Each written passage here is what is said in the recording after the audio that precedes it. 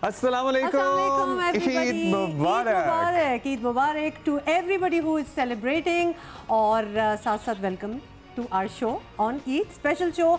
बहुत कुछ आज होने वाला है, लेकिन अब्दुल्ला ईद मुबारक आपको भी सबसे पहले। आपको भी, और आपको पता है मेरी ऑलरेडी वो मुशक्कत या मश्क शुरू हो गई है कि कसाई को फ़ोन करना है। बहुत से लोग तो आपको पता ही है वो लकी होते हैं, उन्हें सुबह सुबह कसाई मिल जाते हैं और वो कुर्बानी से दोपहर तक फारिग हो जाते हैं। लेकिन हमारे यहाँ ऐसा किस्सा नहीं है, क्योंकि हम हैं अभी सुबह सुबह आपके साथ, और जब हम यहाँ से जाएंगे तो उसके बाद हमारे पास कसाई आएगा और कुर्बानी का सिलसिला शुरू होगा। अपनी कुर्बानी जो है वो आउटसोर्स की हुई है, ये तो आप सारों को पता ही है, because we have been telling you throughout the past few days के क्या सिलसिला चल रहा है, तो फिर तभी होगी। बट अदरवाइज घर में सबकी तैयारियां शुरू हो गई हैं। बाज़ घरों से हमें कलेजी की खुशबू, कलेजी भुनने की खुशबू उठती हुई महसूस हो रही है। लेकिन आज के शो में हमने ये आपको दोबारा से बताना है कि कलेजी खानी है कि नहीं खानी और कितनी खानी है। तो ये सारी तो है, बहुत ज्यादा नहीं खानी, बिकॉज सेहत is very important through out the year. देखिए हम कुछ बातें करते रहते हैं, फिर यही टेस्ट होता है इन दिनों में कि हम उन चीज़ों को फॉलो कर रहे हैं कि नहीं कर रहे। So we will have a lot of guest on the show today, also a doctor and a lot of music as well. A lot of music. So बयान बैंड से असफर हुसैन हमारे साथ मौजूद होंगे कुछ ही देर में। उनसे भी आपकी मुलाकात कराएंगे और उनकी ईद कैसे गुजरती है आज तो हमारे साथ ही गुजारेंगे, फिर म्यूजिक भी होगा। And then what is Eid without a little bit of politics? आपको पता है, मतलब कि कुछ भी कर लो, कोई भी दिन हो, हमारे मुल्क में थोड़ी थोड़ी सियासत तो होनी चाहिए, एटलीस्ट सियासतदान होने जरूरी है। फिर सियासतदानों को आप वैसे तो मिलते ही रहते हैं, लेकिन सियासतदानों की ईदें कैसे गुजरती हैं, ईद के बाद सियासत में, ईद के बाद सियासत में क्या होने जा रहा है। क्योंकि आपको भी एक जमाना याद होगा जब कुर्बानी की जब भी ईद आती थी तो ज्यादातर शेख रशीदी कहा करते थे कुर्बानी से पहले कुर्बानी हो जाएगी, कुर्बानी के बाद कुर्बानी हो जाएगी, फलान ढमका। उनकी पेशगोइयां हमेशा गलत ही निकलती थी माशाल्लाह। तो इस तरह तो हम स्टेटमेंट्स जोड़ने स्टार्ट हुए पुराने, तो बहुत टाइम निकल जाएगा। कुर्बानी एंड सियासत has been going hand in hand for a while.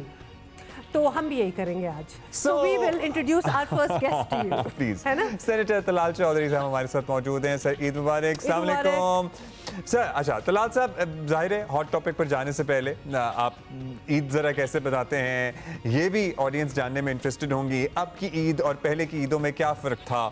बचपन की ईद और अब की ईद टाइप सीन कर लेते हैं ना, वो फ़र्क बताएं, और जनरली ईद के बारे में। अस्सलाम वालेकुम, जियो पाकिस्तान, बहुत बहुत ईद मुबारक। ईद तो मेरा तो ख्याल है कि होती ही बच्चों की है, और जब हम बच्चे थे तो वो उस वक़्त ये आईपैड्स और ये मोबाइल फ़ोन्स और ये वाले इस तरह के बच्चे नहीं थे, बल्कि उस वक़्त तो हमारी खुशियाँ ही ईद के कपड़ों में, जूतों में, ईदी में। शायद आजकल के जो बच्चे हैं उन्हें ये इन चीज़ों की इतनी खुशी ना होती हो, लेकिन यकीनन अगर मैं आज देखूं तो ईद वही दिन थे ईद के, या वो खुशी के, या जो इवेंट था उसकी खुशी होती थी, और उसको पूरे तरीके से पूरे दिलो जान से मनाया जाता था। अब ईद देनी पड़ती है, उस वक़्त ईद लिया करते थे। चले ईद का तो खैर आपने, वी एग्री विद यू, वाकई बचपन की ईद तो डिफरेंट होती है और अब डिफरेंट होती है। लेकिन अब बात कर लेते हैं एक सियासी पेशरफ्त की जो आजकल में मुतवक्के है, बिकॉज ऑब्वियसली आप हमारे साथ हैं, हम आपका पर्सपेक्टिव भी जानना चाहते हैं। तहरीक इंसाफ दीगर अपोजिशन जमातों के साथ राब्ते में है भी, और एक बड़ी हुकूमत मुखालिफ मुहिम चलाने की तैयारी में भी है। तो हुकूमत को कुछ डर लग रहा है, कुछ प्रिपरेशन ईद के दिन किसी को डराना चाहिए? वैसे हो सकता ना लग रहा हो गया, अब तो सवाल हो गया। देखिए बहुत बड़ी तहरीकें 16 महीने की हुकूमत में भी पीटीआई ने चलाई। अब क्योंकि बानी पीटीआई जो है वो इस वक्त इस मुश्किल में है कि उनको अपने किए गए गुनाहों की सज़ा अदालतों में मिल रही है। 190 मिलियन का केस जो है उन्होंने अब इनके लिए ये सारी तहरीकों की वजह है, इनके ये जो अब इन्होंने ये भी पेशकश की है कि हम तो मुज़ाकरात करना चाहते हैं। भी मुज़ाकरात होने के लिए चंद कंडीशंस होती हैं, और वो कंडीशंस जो हैं मुज़ाकरात के लिए एक माहौल होता है, और जो कुछ आप करते रहें पहले, और जो कुछ आपने किया है पहले सरेंडर करें, 9 मई की माफ़ी मांगें, पाकिस्तान के साथ किए जाने वाला सलूक वो IMF की डील कैंसिल करवाने के लिए हो या पाकिस्तान को डिस्टेबलाइज करने के लिए, उस तरह की चीज़ें जो की हैं उनको तस्लीम करें और आइंदा ना करने का वादा करें, तो फिर माहौल बनेगा। अब ये मुज़ाकरात के लिए भी तैयार हैं, वो तो दूसरी साइड पे तहरीक के लिए भी डराते हैं, तो हुकूमत तो किसी सूरत भी अब असूलों की बुनियाद पर ही मुज़ाकरात या बातचीत करेगी। हमें कोई अल्हम्दुलिल्लाह डर नहीं है, और इस तरह की तहरीकें पहले भी हमने देखी हैं, उनका रिज़ल्ट 0-0 आखिर रिज़ल्ट भी 0 आया है, और अब भी इसी तरह का ही रिज़ल्ट मुतवक्के है। करना है तो करके देख लें। चौधरी साहब, अब तहरीक इंसाफ की अपनी स्ट्रीट पावर तो है ही, लेकिन मौलाना फजलुर रहमान फिर अचकज़ई साहब भी साथ अगर मिल जाएँ, जो ये कोशिश कर रहे हैं, मगर एट द सेम टाइम ये दोनों लोग मियाँ नवाज शरीफ के दोस्तों में भी शुमार होते हैं, तो मियाँ साहब अगर डायरेक्ट इनसे बात करें तो क्या उन्हें मना नहीं लेंगे?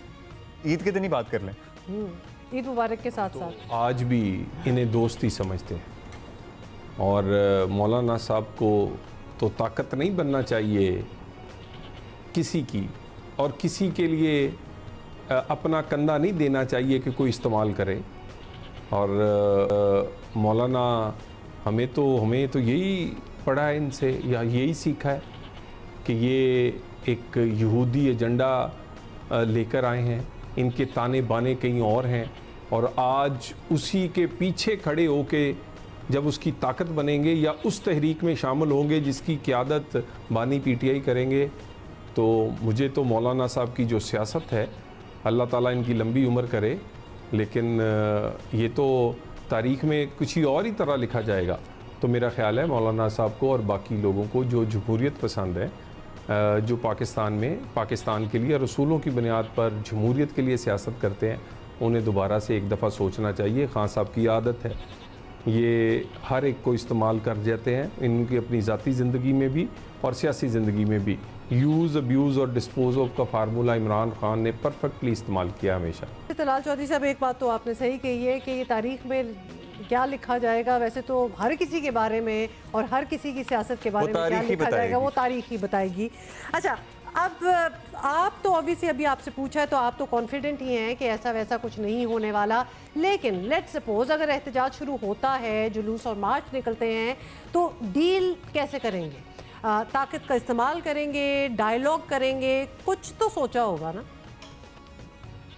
ताकत का इस्तेमाल तो आखिरी ऑप्शन होता है, लेकिन अगर कोई आम आदमी की ज़िंदगी को मुतासर करे, अगर कोई जैसे पहले इस्लामाबाद को आग लगाने आए थे, या पर कोई ऐसा माहौल क्रिएट करें कि वो आके किसी इमारतों पे या कोई कब्ज़ा करने आ रहे हैं इस्लामाबाद पे, तो ऐसी सूरत हाल में ये हुकूमत का फ़र्ज़ है कि वो अमन व अमान, आम आदमी की ज़िंदगी को सहल बनाने के लिए जो भी उसके पास आइन और कानून का दिया गया इख्तियार है वो इस्तेमाल करे। पहले बात करेंगे और फिर आपको पता है कि कई लोगों का इलाज ही डंडा होता है जब वो ना ठीक। अच्छा, अब चैलेंजेस तो बहुत से हैं, मईशत भी एक चैलेंज है, बजट भी आ गया, लेकिन बजट के बाद ये और वाज़े हो रहा है कि खैबर पख्तूनख्वा हुकूमत एक और चैलेंज बन सकती है अब। सो क्या वज़ीर आज़म शहबाज शरीफ, मियाँ नवाज शरीफ, सदर ज़रदारी गवर्नर राज का ऑप्शन खुला रख रहे हैं या सवाल ही नहीं पैदा होता?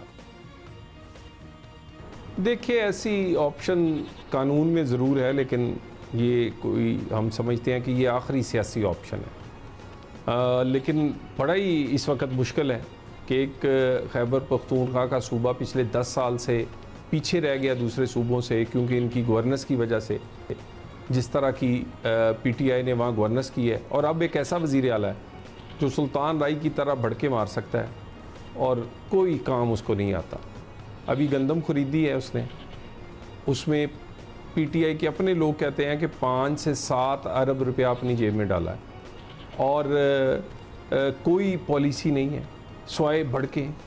यानी बिजली चोरों को मैं तहफ़्फ़ुज़ करूँगा, मैं टैक्स नहीं लगने दूँगा, मैं टैक्स चोरों को बचाऊँगा, मैं टैक्स। तो इस तरह की बातें, बिल्कुल कोई सीरियसनेस नहीं है, कोई पॉलिसी नहीं है। पंजाब देखें किस तरह आके, जिसको कहा जा रहा था कि भी उसे एक्सपीरियंस नहीं है, उस मरियम नवाज़ को वो बिल्कुल नहीं है, देखें किस तरह आके क्या कहते हैं गवर्नेंस के हवाले से, डेवलपमेंट के हवाले से एक सीरियस एफर्ट उन्होंने की है। तो मेरा ख्याल है ये एक बड़ी क़यादत का फुकदान है, और ये भी KPK में, और ये भी वफाकी हुकूमत के लिए इम्तिहान से कम नहीं। तो आप कह रहे हैं सियासी बयानबाजी ज़्यादा करते हैं, सो या जैसे आप पढ़ के कह रहे हैं, लेट्स सी कि अब वो कितना दर्द सर बनते हैं आपके लिए या नहीं बनते। ये तो आपका पर्सपेक्टिव था तलहा चौधरी साहब। अब ये बताएं कि हुकूमत को तो ऑब्वियसली आगे ही बढ़ना है, आगे चलना है, मुद्दत पूरी करनी है, और ये सब इत्तेहादियों की मदद के बगैर नहीं हो सकता। तो पीपल्स पार्टी का अब तक काबीना का हिस्सा ना बनना तासुर देता है कि इत्तेहादियों को आप पर ज्यादा एतमाद नहीं है। बजट में भी उस तरह से बल्कि उन्होंने तो कंप्लेन किया कि हमसे तो किसी ने मुशावरत की नहीं। तो इस तासुर को कैसे खत्म करेंगे? देखिए, पीपल्स पार्टी कैबिनेट में नहीं है, लेकिन इत्तेहादी वो पूरे हैं। हिस्सा बकदर जुस्सा उन्हें पहले मिल चुका है या साथ साथ है। देखिए, अगर क्या वो हमारे वज़ीर आज़म को उन्होंने वोट दिया है तो वो भी 5 साल के लिए उसके पाबंद हैं, जैसे हमने सदर साहब के लिए दिया है। इसी तरह चेयरमैन सेनेट है, बाकी और बहुत सारे गवर्नर्स हैं। तो मेरा ख्याल है वो भी कैबिनेट का हिस्सा नहीं है, लेकिन इत्तेहादी होने की हैसियत से हुकूमती मामलात और हुकूमती चीज़ों का वो पूरा हिस्सा है। अच्छा, पूरा हिस्सा उनको मिल चुका है। तो फिर हमें कुर्बानी भी चल रही है ना साथ साथ, तो वो हिस्से भी याद आ रहे हैं हमें साथ साथ में निकल जाते हैं कि किसको क्या हिस्सा मिला है। बहुत शुक्रिया Talha Chaudhry sahib for taking out the time for us this Eid. Alright जी, बातें बहुत सी हैं, मेहमान भी और हैं जो हमारा इंतजार कर रहे हैं। We have to have them in the studio as well. Eid का दिन हो और कुर्बानी हो और रेड मीट हो और खूब सारा हो तो ऑब्वियसली मामूल से कहीं ज़्यादा खाया भी जाता है। हमारे जिस्म को इसकी आदत ना हो तो सेहत के बहुत से मसाइल सामने आ जाते हैं, और जो कि हमने ऑलमोस्ट हर बड़ी ईद पे देखा भी है। तो एक तो लोग ज्यादा खाने की वजह से अस्पताल पहुंच जाते हैं, गैस्ट्रो और everything other things related to your gastric system and gut health, उसकी वजह से भी लोग अस्पताल पहुंचते हैं। फिर अदरवाइज हमें क्या एहतियातें करनी हैं, ये बड़ा जरूरी है। So we have doctor Suhail Abrar with us who is a cardiologist. Doctor Suhail हमारे साथ पिछले साल भी थे और बड़ी अच्छी इन्होंने हमें एडवाइस दी थी। डॉक्टर साहब, ईद मुबारक। क्या हाल है आपका? आपको बिल्कुल खैरियत। Thank you so much doctor साहब, आपने टाइम निकाला है हमारे पास आने को। लेकिन यही बात है कि रिफ्रेशर देना पड़ता है हर ईद पे, जरूरी है लोगों को। अच्छा, अब मैं पहले कलेजी के सवाल से शुरू करना चाहता हूँ जरा, क्योंकि सबसे पहले तो जो चीज़ घरों में बनती है वो कलेजी बनती है। अब साल में एक आध दफ़ा कलेजी कंज्यूम कर लेना, is it harmful for health? क्योंकि बहुत से लोग कहते हैं भाई ये तो आपको दिल के मरीजों को कलेजी नहीं खानी चाहिए। देखिए, डिपेंड करता है क्वांटिटी और फ्रीक्वेंसी के ऊपर कि आप कलेजी कितनी खा रहे हैं और कितनी दफ़ा खा रहे हैं। मरीजों को कहता हूँ कि भाई अगर स्मॉल अमाउंट में आप ईद बकरीद खा लेते हैं तो कोई इतना मसला नहीं है, इसलिए कि जो कोलेस्ट्रॉल है उसकी जो मेन ओरिजिन है वो एनिमल से आता है, और एनिमल में जो ऑर्गन मीट है, दिल, गुर्दे, कलेजी, मगज़, नलियाँ, ये रिच सोर्स है, तो इसको नहीं लेना चाहिए। आम लोगों को भी ज़्यादा नहीं लेना चाहिए। यानी कि दिल, गुर्दे, कलेजी, मगज़ एक्चुअली ज़्यादा कोलेस्ट्रॉल आपका बढ़ाने में जी बिल्कुल किरदार अदा करते हैं as compared to the rest of the meat. जी, सो ये हकीकत है, ये मिथ नहीं है, हकीकत है। लेकिन ऐसा नहीं है कि खाते ही कुछ हो जाएगा। स्मॉल अमाउंट में इनफ्रिक्वेंटली, जैसे ईद बकरीद कोई पेशेंट खा भी लेता है तो इतना कोई मसला नहीं है, बट वही कि quantity and frequency. And obviously जिनको ऑलरेडी सेहत के इश्यूज होंगे उनको तो एहतियात करनी चाहिए, उनको करनी चाहिए, दूसरों को भी करनी चाहिए कि उनके सेहत के इशू आ ना जाए नियर फ्यूचर में। लेकिन फिर भी हम लोगों को इस तरह डराना नहीं चाहते, हम आपको एक रियलिटी चेक ज़रूर देना चाहते हैं। लेकिन अगर क्योंकि अक्सर जब कुर्बानी हो रही होती है पहली चीज़ जो बनती है वो कलेजी ही होती है कि बाय द टाइम खाएं, उसको मना नहीं है, मना नहीं कर रहे, लेकिन ये कि कितना फ्रिक्वेंटली ईद बकरीद खाने में हर्ज नहीं है, बट ये हर हफ्ते कलेजी खाना शुरू हो जाए। जिनको पसंद है वो खुद अपने जज हैं, बट मुझे तो खैर बहुत शौक नहीं है कलेजी और मगज़ खाने का। इफ इट्स नाइसली फ्राइड और वो अच्छी भी लगती है a little bit. I'm not into the spare parts. We have the entire country watching. तो प्लीज, मतलब उसमें बहुत से लोग होते हैं और लोगों को पसंद भी है। मेरी अम्मी को बहुत पसंद है। So या लोग पूरा साल इंतजार करते हैं ईद का, क्योंकि जाहिर है आपके सामने जानवर ज़िबा हुआ होता है, आपको पता होता है हाइजीनिक है। This is the only time जो कलेजी खाई जाती है, अदरवाइज वो हर रोज की चीज है भी नहीं। So it's okay. अच्छा, लेकिन ज्यादातर डॉक्टर साहब क्या इश्यूज हो जाते हैं लोगों को ईद के, जब हम कह रहे हैं ना ज़रूरत से ज़्यादा खा लेना, क्योंकि ऑब्वियसली घर की कुर्बानी है, फिर घर में भी खा रहे हैं, कहीं और भी जा रहे हैं तो वही चीज़ें खा रहे हैं। बिल्कुल, दो तरह के इशू है ना। जो इमीडिएट इश्यूज होते हैं वो पेट से रिलेटेड होते हैं, कि आपने जो है क्वांटिटी और क्वालिटी और कितना स्पाइस और कितना आपने फ़ैट लिया है, ज़्यादा इमीडिएट फ़ैट से रिलेटेड होते हैं। लेकिन ये कि लॉन्ग टर्म में अगर उनकी हैबिट्स ही ऐसी हैं और ये लॉन्ग टर्म हमारे यहाँ खाया जाता है मीट रख के जो है, तो फिर जो है वो दूसरे मसाइल जो कि दिल से रिलेटेड, कोलेस्ट्रॉल से रिलेटेड, वो हो सकते हैं। अच्छा, हम ना बैलेंस, हम मशवरा दें हम कि अपने फूड प्लान को या डाइट प्लान को बैलेंस कैसे करें? मतलब प्रोटीन भी बड़ा मेजर सोर्स है, हमें खाना ही खाना है, लाजमी खाना है, मगर अगर प्लेट में, अगर एक प्लेट की एग्जांपल लें, सिर्फ गोश्त ही भरा होगा तो वो नुकसानदेह है। अब उसमें पोर्शन कैसे डिवाइड करें हम? देखिए, पोर्शन वही है कि बैलेंस डाइट में जो है हर जगह से कुछ ना कुछ आना चाहिए।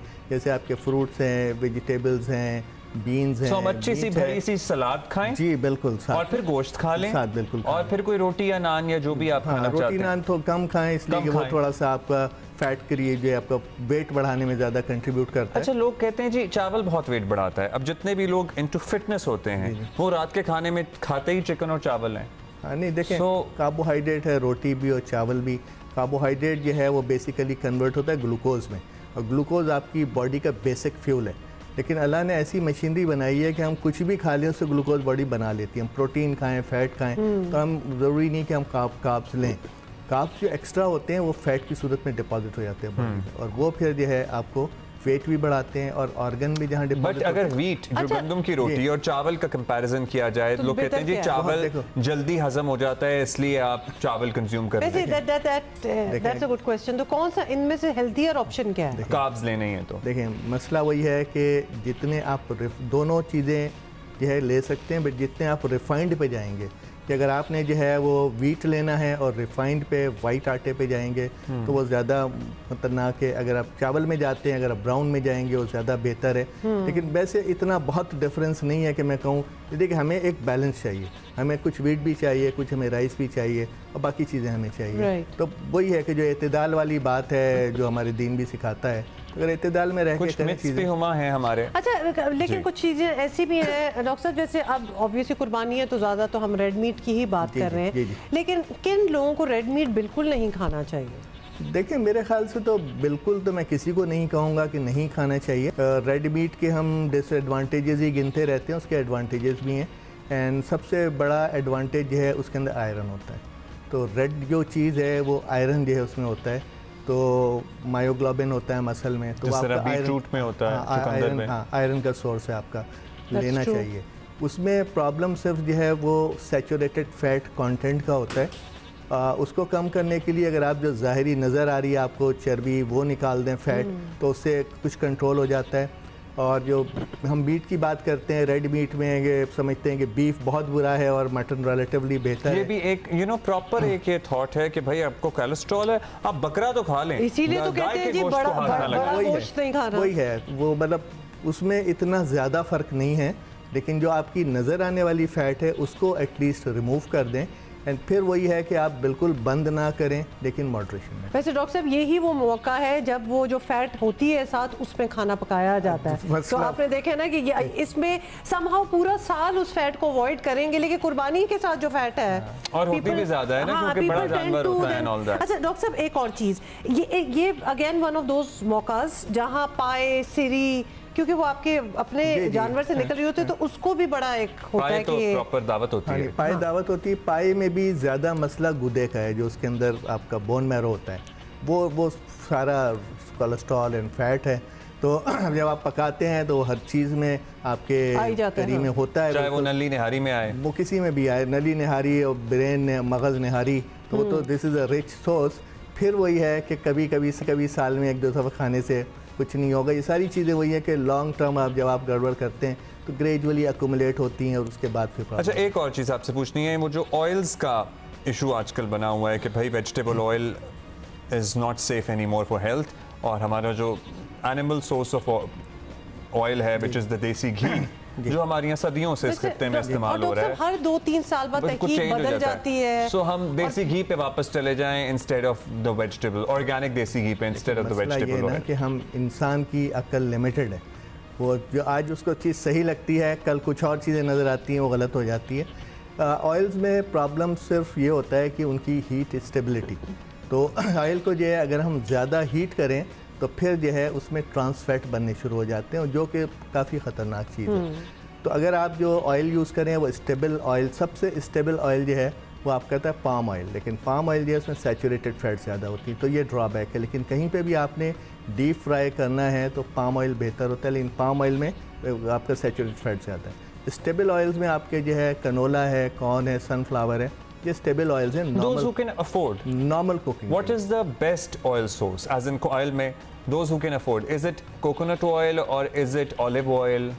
देखिए कोकोनट ऑयल में भी हैं आपके सैचुरेटेड फैट ज़्यादा है, कनोला भी आजकल काफी प्रमोट हो रहा है। ऑलिव ऑयल बहुत अच्छा है, लेकिन ऑलिव ऑयल की जो है हीट स्टेबिलिटी कम है, तो अगर आप उसको पकाते हैं तो वो जल्दी डीनेचर हो जाता है। और उसमें अभी रास्ते में ही मैं था तो हमारे साथी डिस्कस कर रहे थे कि एक पोमेस आता है, वो कहते हैं कि इसमें आप फ्राई कर सकते हैं। हाँ, तो मसला है कि पोमेस पहले ही तबाह हो चुका होता है, इसलिए कि हम जो कहते हैं ना कोल्ड प्रेस, तो ऑलिव में ये प्रॉपर्टी है कि आप उसको प्रेस करें उसमें से ऑयल निकलता है, that is virgin, extra virgin, but still there is some oil, तो they dissolve it in a fat solvent and then take out that fat. बिल्कुल ही जो एंड की चीज़ नहीं एंड होता है वो भी अच्छा है, बट उसको सॉल्वेंट से सेपरेट करने के लिए हीट अप करते हैं, तो सॉल्वेंट एवापोरेट, आप इसमें खाना बना लें, ऑयल रिमेन्स, तो वो पहले ही डैमेज हो गया ना, पहले ही उसको हीट अप कर चुके हैं, तो वो उसकी क्वालिटी तो खत्म हो गई। डॉक्टर साहब से ये सारी बातें करके एटलीस्ट एक बात तो समझ आ गई है कि देखें खाना पीना ऑब्वियसली आप अपने आप को इंसान रोक सकता है, कोई किसी को रोक नहीं सकता, but how you can balance it is by exercising.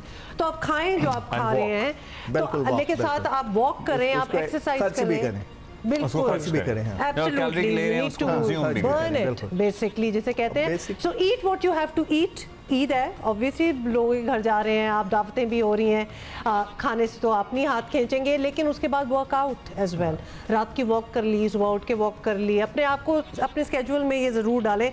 Doctor साहब, thank you so much for being here and for अच्छा जी, so now we have some musical guests like we promised। भाई बहुत अरसे से आप लोगों की फरमाइश थी कि एक अब तो उभर चुके हैं, उभरते हुए तो नहीं हैं, माशाल्लाह आप लोगों के दिल में घर भी कर चुके हैं उभर कर, और हमसे तो इनका बहुत पुराना ताल्लुक है।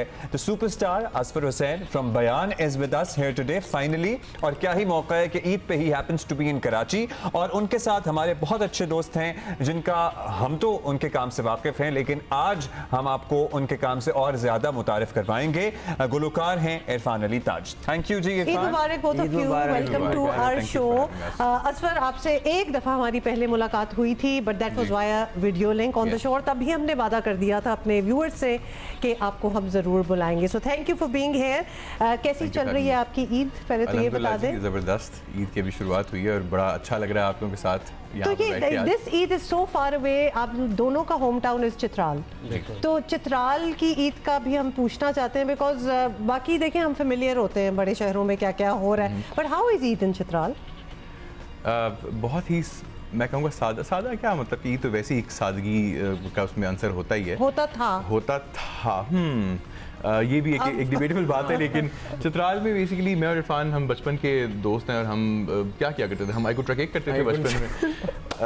ये चित्राली का लफ्ज़ इसका मतलब है अंडे लड़ाना, ठीक है। तो एक गेम होती थी बचपन में, हम घर से निकलते थे और घरों से हर कोई ना अंडे बॉयल करके लेके जाता था, जहाँ पे एक मार्केट अंडे बॉयल करके लेके जाता था, और फिर मार्केट के सामने सारे बच्चे खड़े होते थे और फिर अंडे लड़ाते थे। मतलब एक बंदा अंडा पकड़ता था, दूसरा बंदा अंडा मारता था, ठीक है। उसको आई ट्रकेक कहते हैं, एक बहुत पुरानी रस्म है जो अब ऑब्सोलीट होती जा रही है। जिसका टूटा वो अंडा दूसरे का हो गया, ठीक है। तो एक बंदा जिसके पास सबसे स्ट्रॉन्ग अंडा होगा वो ढेर सारे अंडे तोड़ के घर लाएगा।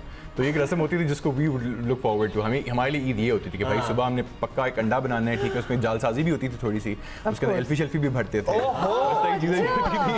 मोम भरते थे, 6-6 महीने लटका के रखते थे। यस, उससे क्या फर्क पड़ता है? क्योंकि वो नीचे आके जम जाएगा तो वो और कड़क हो जाएगा ना। ओके, की तैयारी हो रही है, सीरियसली लिया जाता था।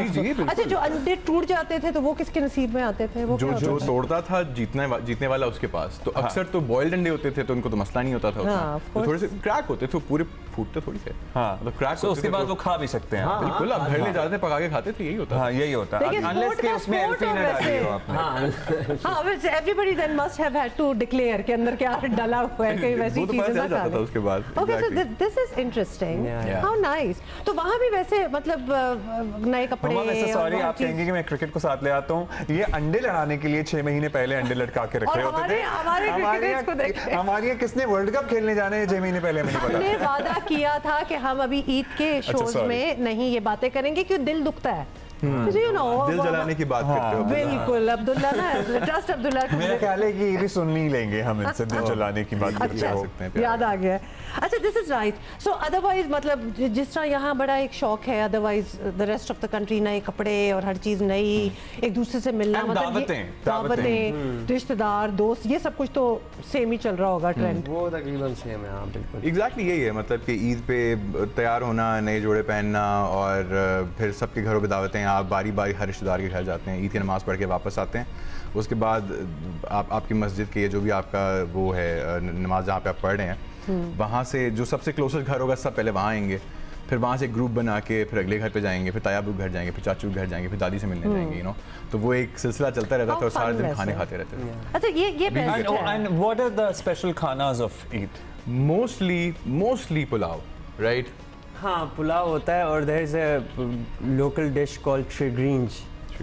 शिग्रींज इज बेसिकली वाइट राइस और दूध के साथ बनता है, वो मीठा भी होता है और एक तरह से नमकीन खीर होती है, इस तरह कह लें। खीर टाइप ना, कि दूध और राइस तो बिल्कुल मिठास नहीं हो, बिल्कुल चीनी कौन सा नहीं होता, उसके अंदर नहीं, उसमें चीनी नहीं होती, वो नमकीन ही बनती है। और फिर आप मीठे के लिए शीरखुरमा होता है। अच्छा, शीरखुरमा यूनिवर्सल होती हैं, वो तो it is the universal thing. और पुलाव आल्सो ऑब्वियसली, कुर्बानी हो रही है तो हर घर में पुलाव तो बना ही होता है। और ये जो हमारे यहाँ ईद पे याक खड़े करते हैं लोग, you know the hairy buffalo kind of a thing, ये जी चित्राल से आए, एक्चुअली चित्राल से आए होते हैं, ज़ोर कहते हैं उसको। नॉट जस्ट चित्राल, मतलब ऑल द पहाड़ी इलाका, रियली नॉर्दर्न पार्ट्स, बिकॉज बहुत ठंडा एरिया चाहिए होता है याक के लिए। हाँ। तो चित्राल में ब्रोगल साइड में होते हैं, तो ब्रोगल से कनेक्टेड जो गिलगित का एरिया है, हाँ, वो एसी लगा के यहाँ पे लोगों ने कराची में नुमाइश लगाई होती है उनकी, मुझे नहीं पता था यहाँ पे याक लाते हैं। जी यहाँ पे फैंसी करने के लिए। तो ये याक की कुर्बानी होती है, याक की कुर्बानी होती है। आपके यहाँ ये याक का गोश्त as an is it like a common thing?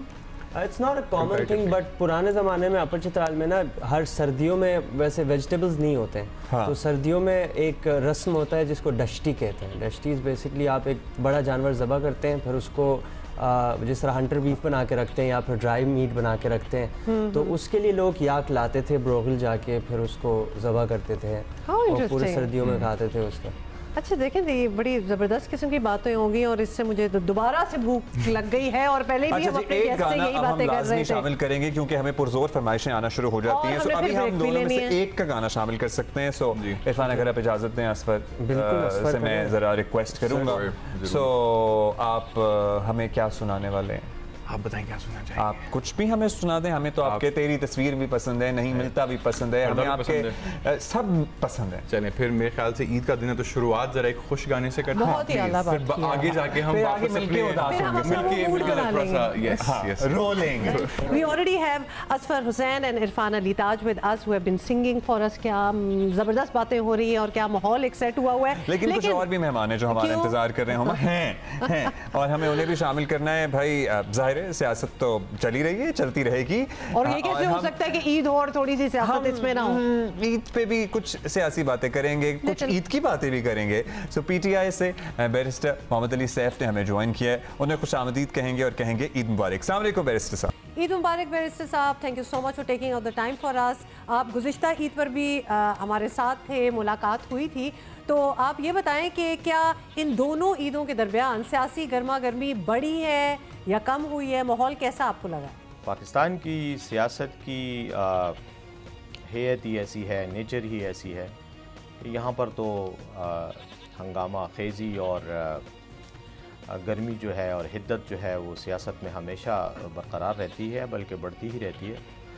तो यकीनन पिछली ईद से लेकर ईद उल फितर से लेकर इस ईद तक मुख्तलिफ़ इश्यूज़ ऐसे सामने आए हैं कि जिनकी वजह से सियासी बयानबाजी, सियासी एतराज़ात और तनक़ीद वग़ैरह पार्टियों में बढ़ी है। हुकूमत के जो वफाकी हुकूमत का जो रवैया है, ख़ास तौर पर खैबर पख्तूनख्वा की हुकूमत के साथ, और जो इस वक्त वफाक में बरसर इक़्तिदार सियासी पार्टियां हैं, उनका पाकिस्तान तहरीक इंसाफ के साथ जो रवैया है वो यकीनन एक बदमज़गी की सूरत हाल उसकी वजह से बनी है और यकीनन बयानबाजियाँ भी हो रही हैं। और मैं उसमें सबसे पहली बात तो ये करूँगा कि इस वक्त जो पंजाब की जो राजकुमारी हैं मरियम नवाज़ साहिबा, उन्होंने इमरान ख़ान के साथ जिस तरह की ज़ाती इनाद और ज़ाती दुश्मनी का रवैया अख्तियार किया हुआ है, जैसे कि जेल में उनसे मुलाकातों में रुकावटें डाली जा रही हैं, उनके मुलाकातों की फ़हरिस्त जो है उसको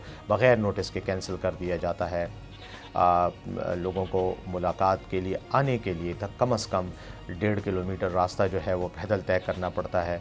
इस तरह की जो हरकत हैं और ख़ास तौर पर फिर हमारी पाकिस्तान तहरीक इंसाफ की कारकुन हैं सनम जावेद, उनके साथ जिस तरह का रवैया इख्तियार किया जा रहा है, उन पर तो बाकायदा तशद्दुद किया जा रहा है। तशद्दुद सिर्फ जिस्मानी नहीं होता, तशद्दुद ज़हनी और जज्बाती भी होता है। उनको मेंटली और इमोशनली टॉर्चर किया जा रहा है। ये चीज़ें मैं समझता हूँ कि यकीनन हमारे दरमियान एक गुस्से का, इश्तियाल का बाइस बनती हैं, लेकिन हम फिर भी कोशिश कर रहे हैं कि हम आइन और कानून के दायरे से बाहर ना जाएं, और जो भी मुखालफत हमने करनी है मरकज़ी हुकूमत की और पंजाब की हुकूमत की, वो हम सियासी अंदाज में करें, हम जमहूरी अंदाज में करें। लेकिन बहरहाल हम समझते हैं कि वफाकी हुकूमत की तरफ से जो रवैया है वो यकीनन इस बात की अक्कासी करता है कि वो चाहते हैं कि तसादम की सूरत हाल पैदा हो और मसाइल जो हैं वो मसाइल ही रहें, हल की तरफ ना जाएं। राइट।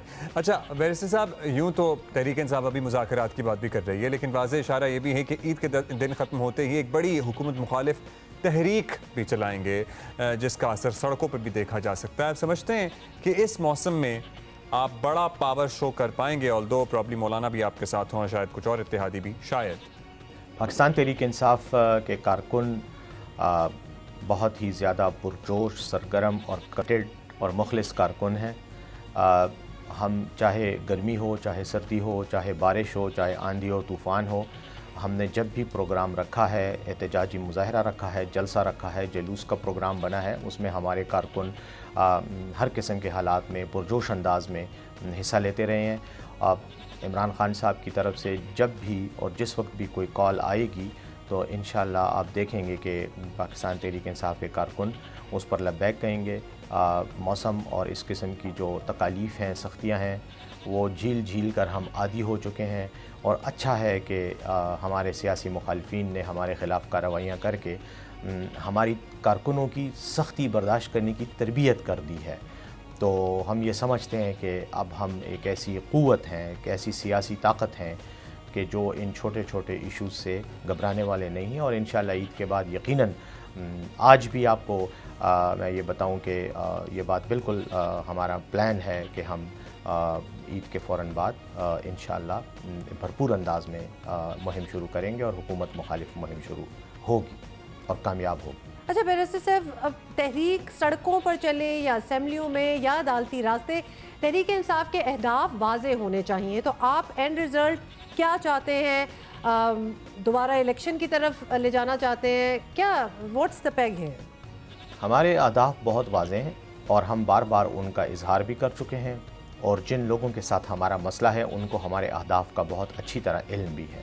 ये और बात है कि वो सुम्मुन बुकमुन फहुम ला यरजून वाली मिसाल है, उनके कान और आंखें जो हैं वो बंद कर दी गई हैं और उनको शायद कुछ सुनाई नहीं दे रहा। लेकिन हमारा मुतालबा बड़ा वाज़ेह है, और वो ये है कि 8 फरवरी को इंतखाबात में जेली मैंडेट के ज़रिए इलेक्शन कमीशन ने जिन बददियानत लोगों को इक़्तिदार की कुर्सी पर बिठाया है, उनकी जो इलेक्शन के नताइज हैं उनकी असर नौ उनको दोबारा खोला जाए, उनकी तफ्तीश की जाए, और जो जेली फॉर्म 47 इशू किए गए हैं उनको वापस किया जाए। उन नताइज को, उन सीटों को जो है वो उन उम्मीदवारों को अलॉट की जाएँ जो फॉर्म 45 के तहत जीत चुके हैं। जो एक्चुअल आवाम की राय का इजहार है वो फॉर्म 45 उनकी अक्कासी करते हैं। फॉर्म 45 के ज़रिए मुंतखब शुदा लोगों को नेशनल असम्बली में, कौमी असम्बली में और सूबाई असम्बलियों में सीटें दी जाएँ, और ये बददियानत चोर जो फॉर्म 47 जेली फॉर्म 47 के नतीजे में इलेक्शन कमीशन की मिली भगत के साथ बैठे उनको हटाया जाए। इस तरह जब आवाम के हकीकी नुमाइंदों को इक़्तिदार मिलेगा तो आवाम के हक़ में और आवाम के फेवर में और आवाम की बेहतरी के लिए फ़ैसले भी होंगे।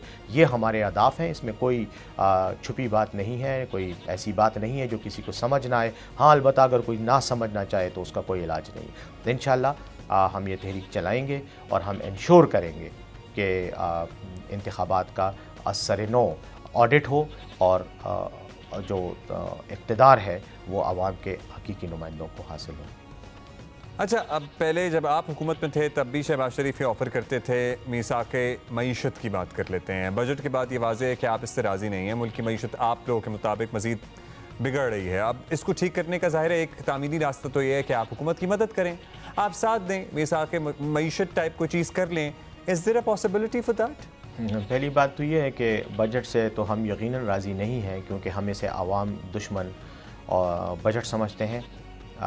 बजट से तो बिला वजह भुट्टो साहब भी खुश नहीं हैं। उन्होंने भी एक टोपी ड्रामा किया था और बजट इजलास में शिरकत नहीं की थी। और तीसरी बात यह है कि बजट पेश करने वाले वज़ीर ख़ज़ाना और हमारे वज़ीर आज़म शहबाज शरीफ साहब वो भी राज़ी नहीं हैं। अगर हकीकत पूछें तो उन्हें पता भी नहीं है कि बजट में उनको क्या लिख के दिया गया है। वो भी बस सिर्फ पढ़ा पढ़ाया बजट ही उन्होंने आवाम के सामने पेश किया है। तो कहने का मकसद ये है कि बजट से तो कोई भी राज़ी नहीं है, क्योंकि आवाम दुश्मन बजट है। कोई उसमें प्रॉपर ना कोई पॉलिसी है, ना कोई माशी तरक्की के लिए और समाजी तरक्की के लिए कोई रोड मैप है। अजीब सा बजट है। जो अहम शोबे हैं उनको नज़रअंदाज कर दिया गया है और बुनियादी तौर पर IMF ने इनको डिक्टेट करवाया है और वही बजट इन्होंने आवाम के सामने रखा है। और चूँकि इनको आवाम से ज़्यादा अपनी कुर्सी की जो मुद्दत है उसकी तवालत की फ़िक्र है, तो बस ये बजट आवाम के सामने रख के आवाम के ऊपर एक बम गिरा दिया गया है। बाकी उनकी बला से आवाम भुगतें ना भुगतें, आवाम तकलीफ़ में हों, चीखें चिल्लाएं, उनको क्या परवाह है। वो तो हुकूमत के मज़े लूट रहे हैं और जो कुछ थोड़ा बहुत पाकिस्तान में बचा है वो वसाइल चोरी करने के चक्कर में है। यहाँ से भाग जाएंगे जब इक़्तिदार क्या वह ख़त्म होगा, और फिर किसी के प्लेटलेट गिर जाएंगे और किसी को जो है सर में तकलीफ़ होगी और कोई शायद दोबारा से बाल लगवाने के लिए बाहर चला जाए। राइट बैरिस्टर साहब, आप भी जानते हैं कि कशीदगी बढ़ेगी, हुकूमत मुखालिफ टेम्पो बनेगा, तो हुकूमत ऑब्वियसली चुप तो नहीं बैठेगी, ताकत का इस्तेमाल भी हो सकता है। अपने कारकुनों को ऐसे पोटेंशियल तसादुम और वायलेंस के सामने रखना क्या कारकुनों के साथ ज़्यादती नहीं होगी? पहली बात तो यह है कि कशीदगी तो मौजूद है, कशीदगी बढ़ेगी नहीं, कशीदगी ऑलरेडी बढ़ चुकी है। कारकुनों पर जुल्म व सितम पहले से बरपा है। और जहाँ तक हमारा ताल्लुक़ है कारकुनों का, तो मैं वो पहले ही वज़ाहत कर चुका हूँ कि पाकिस्तान तहरीक इंसाफ के कारकुन बैटल हार्डन्ड हैं। सख्तियाँ झेलने की आदत उनको पड़ चुकी है, जेलों में वो रह चुके हैं, पुलिस तशद्दुद उन्होंने बर्दाश्त कर लिया है। पुलिस तशद्दुद तो छोड़ें, हद से बेजा और गैर कानूनी हरासत में भी रह चुके हैं और टॉर्चर भी बर्दाश्त कर चुके हैं। इसलिए ये जो इनकी तरफ से इक़दामात हैं जो लोगों को डराने के लिए ये इस्तेमाल करते हैं, मैं ये समझता हूँ कि अब हमारे ऊपर उनका कम से कम कोई असर नहीं होगा। आपको पता है कि कुछ दिन पहले हमारे सोशल मीडिया के एक्टिविस्ट अज़हर मशवानी के भाइयों को उठाया गया है गैर कानूनी तौर पर। उनका कोई ताल्लुक़ ही नहीं है इस काम से, लेकिन उनको भी उठाया गया, आज तक उनका पता नहीं चल रहा। इसी तरह मैंने कुछ देर पहले बताया सनम जावेद, आलिया हमज़ा, ये हमारी कारकुनान हैं और ख़वातीन हैं, लेकिन उनके साथ जिस तरह का सलूक किया जा रहा है तो लगता है जैसे उन्होंने कोई आलमी दहशतगर्द पकड़े हैं और उनसे जो है उसी तरह सलूक किया जा रहा है जिसके वो मुस्तहिक हों। तो इस तरह की हरकतें, इंतकामी कार्रवाई ना हमें इनकी पहले परवाह रही है, ना अब है और ना ही आइंदा होगी। इनके हाथ खुले हैं, आज़ाद हैं, जो कुछ ये कर सकते हैं करें। हम अपनी तहरीक चलाएँगे, भरपूर तरीके से चलाएँगे और इंशाअल्लाह इनका एहतसाब करेंगे और वह एहतसाब तारीख़ी एहतसाब होगा, आवाम याद रखेगी। और ख़ास तौर पर राजकुमारी साहिबा को मैं बता दूं कि वहाँ तो फिर सर्जरी की इजाज़त भी नहीं होगी, पता नहीं आप क्या करेंगी। अच्छा, अब बैरिस्टर साहब हुकूमत के पास एक और पत्ता भी है, वो अब तक गवर्नर राज का ऑप्शन इस्तेमाल करने की बात नहीं कर रहे हैं, लेकिन यू नेवर नो, ज़ाहिर ऑप्शन तो है। सो तहरीक इंसाफ उसका रास्ता कैसे रोकेगी सर अगर वो नौबत आई तो? गवर्नर राज एक बड़क है जो गवर्नर हाउस में बैठा हुआ एक शख्स कुछ अरसे के बाद वक्फे से मारता रहता है। गवर्नर राज लगाने का अगर शौक़ है तो कल का इंतज़ार ना करें, आज ही लगा दें, अदालतें उठा के बाहर फेंक देंगी और इस गवर्नर को भी गवर्नर हाउस से हम बाहर फेंक देंगे। गवर्नर राज की कोई अहमियत नहीं है, कोई उसकी वजह नहीं है, कोई जेन्युइन रीज़न नहीं है। गवर्नर राज कोई बच्चों का खेल नहीं है कि कोई बच्चा गवर्नर हाउस में बैठ के नाफिज कर दे। उसके लिए कानूनी आइनी बुनियाद चाहिए, उसके लिए वजूहात चाहिए। वो वजूहात कहाँ से लाएंगे? क्या वजह है कि गवर्नर राज लगेगा? और जिस शख्स को बिठाया, मैं नहीं समझता कि उसमें इतना दिल गुर्दा है कि वो इतना बड़ा फ़ैसला ले सके। अगर लेने की हिम्मत है तो ले ले, देख लेंगे, निपट लेंगे और सियासी और जमहूरी तरीके से निपटेंगे। Thank you so much barrister Saif for being with us and once again Eid मुबारक। अब आप एंजॉय करें सियासत में। And thank you to you guys for waiting for us. Saif थे हमारे साथ, लेकिन साथ ही सियासत तो सारी चलती रहती है। छोड़ दो ना, अब खत्म हो गई है तो उस पर क्या बात करना। तो Asfar Hussain and Irfan Ali Taj are with us since the last hour और हम मज़े की बातें भी कर रहे हैं और ईद की भी बातें हो रही हैं, लेकिन आपका music is so different. Bye the वे, एक चीज़ जो मैं थ्रू आउट सोच रही थी आपसे ज़रूर पूछूंगी, असफर आपने अपना बैचलर्स म्यूजिक कॉलेज ही में किया। Who does that? मतलब कि जब एक बच्चा, I'm sorry to say this is the reality in Pakistan, जब आप अपने बच्चों को भेजते हैं यूनिवर्सिटी कॉलेज वगैरह, तो music is always like hobby तक रहने देते हैं और माँ बाप की एक डिमांड होती है कि डिग्री तुम्हारी इंजीनियरिंग या किसी और चीज में होनी चाहिए। How did you convince your parents or they were okay with it? अच्छा, to be honest, I didn't have to really convince them. उस तरह से I was really lucky about that कि मेरे वालिद साहब को जब मैंने जाके बोला कि वालिद साहब मैंने लम्स नहीं जाना, मैंने फौजी नहीं बनना, मैंने बैंकर नहीं बनना, मैंने NCA जाना है। कहते हैं वो क्या है बेटा? मैंने कहा एक आर्ट कॉलेज है लाहौर में। तो उन्होंने कहा क्या करना है? मैंने कहा म्यूज़िक पढ़ना है मैंने। उन्होंने 2 मिनट बस खामोशी, 2 मिनट चंद सेकंड चुप, उन्होंने कहा करो, अगर तुम्हारा दिल है कि तुमने ये करना है, if you really want to do it तो जाओ करो। आप बचपन से वो बच्चे थे जो कि हर मजहबी महफिल और हर स्कूल की महफिल में गाना गाते हैं, या ना सिर्फ मैं बल्कि ये भी था, और मुझे होते हैं, ओ यस नाते नोहे सब कुछ चल रहा है साथ सब। तो आप लोगों का ये म्यूजिक में कुछ बन जाना तो एक्सपेक्ट कर रहे होंगे पीछे लोग, आपके जो फैमिली या फ्रेंड्स या आपके इलाके के जो लोग थे, तो उनको तो पता ही होगा कि आपकी ट्रैजेक्टरी, आपका डायरेक्शन क्या है। वो किसी हद तक पता तो थी, श्योर। मतलब जब मैं था स्कूल में, हम असल में मैं इरफान क्लास फेलो थे बचपन के, राइट?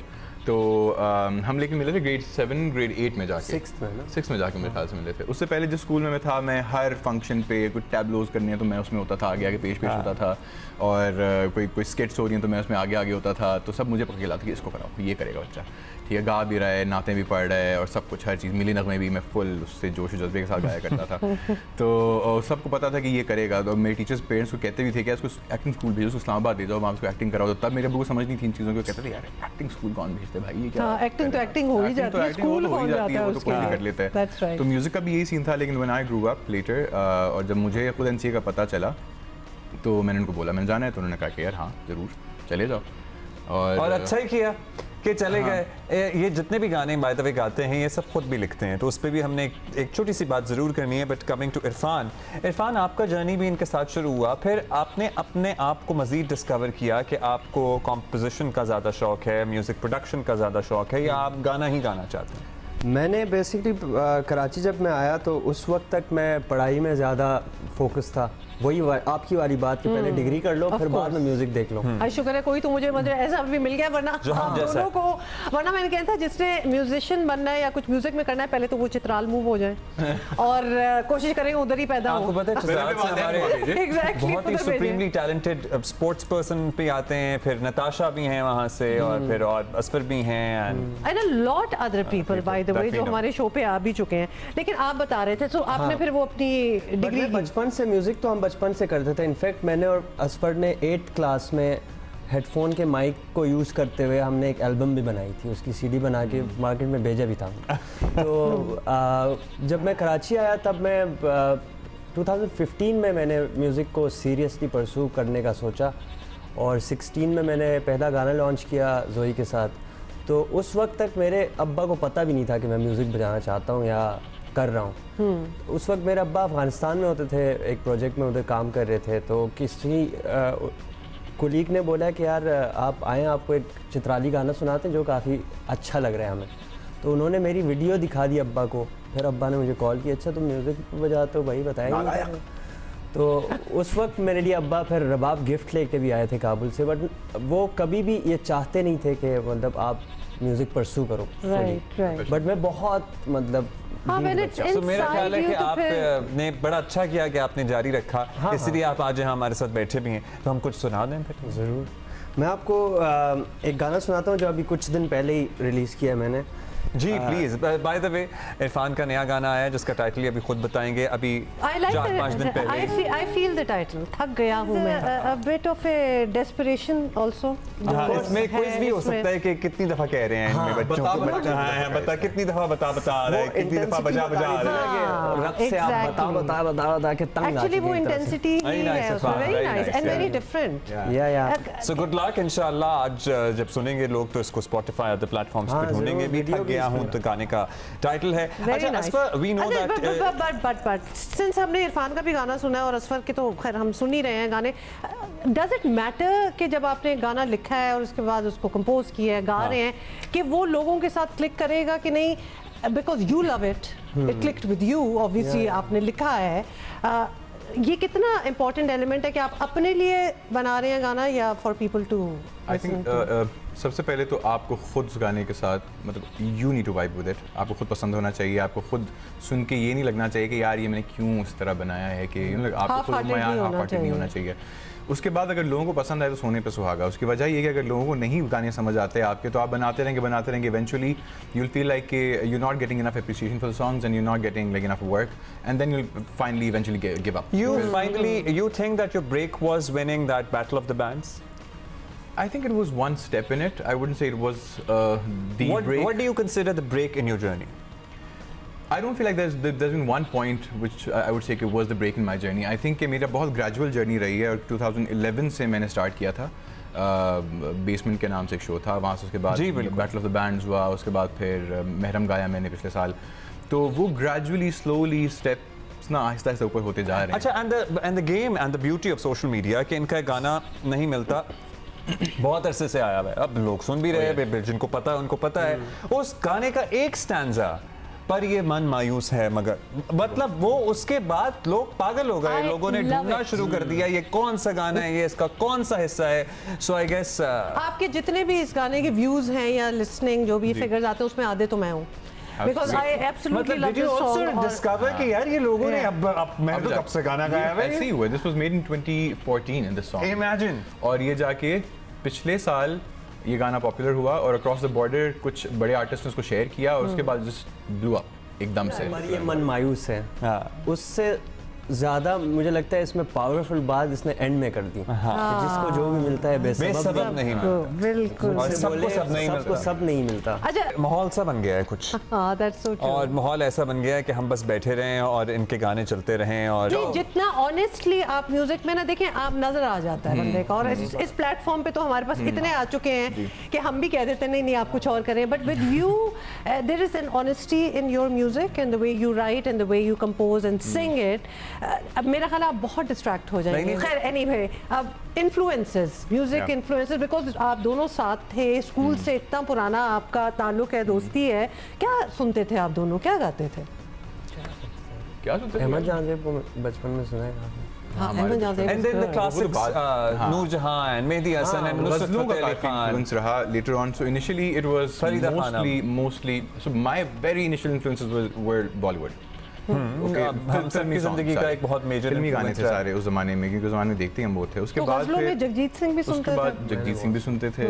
जगजीत सिंह मुझे बहुत पसंद है। मेहदी हसन को मैंने बहुत सुना है गज़लों में, क्योंकि उनको मैं समझता हूँ कि वो एक पूरा एक इंस्टीट्यूशन है। मिलेनियल्स में सोनू निगम भी एक चीज होते थे बड़े। एग्जैक्टली। सो और पाकिस्तान में अहमद जान ज़ेब जो कि आज तक he is unbelievable, he is so good. या तो ये काफ़ी सारे इन्फ्लुएंसेस थे। उसके बाद फिर वेस्टर्न और ये सारा इन्फ्लुएंस जो है शहर में आने के बाद और यहाँ पे लोगों से मिलने के बाद होना शुरू हुआ।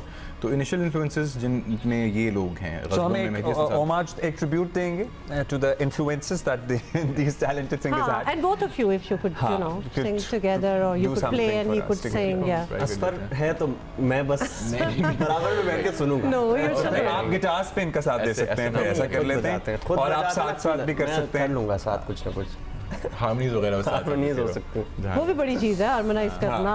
ये स्पॉन्टेनियस होगा तो बस।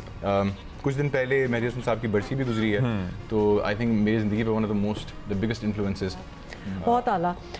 We need to close this thing, लेकिन अब ये लोग बैठे हो या साथ, और दिल तो चाहता है ना कि एक पूरी एक दिन की एक महफिल हो जाए, लंबी हो जाए। हाँ, लंबी हो जाए, because this is really truly our kind of music. लेकिन वो जो एक सवाल हम छोड़ गए थे, आपका गिटार कहाँ कहाँ ट्रेवल किया है, जल्दी से ये बता दें। इसकी बड़ी मज़ेदार कहानी है कि बंदा मेरे पास आया और उसने बोला एक मेरे लंबे बाल होते थे उस ज़माने में, आप म्यूजिशियन हैं? मैंने कहा हाँ। यार आप मेरे साथ चलें।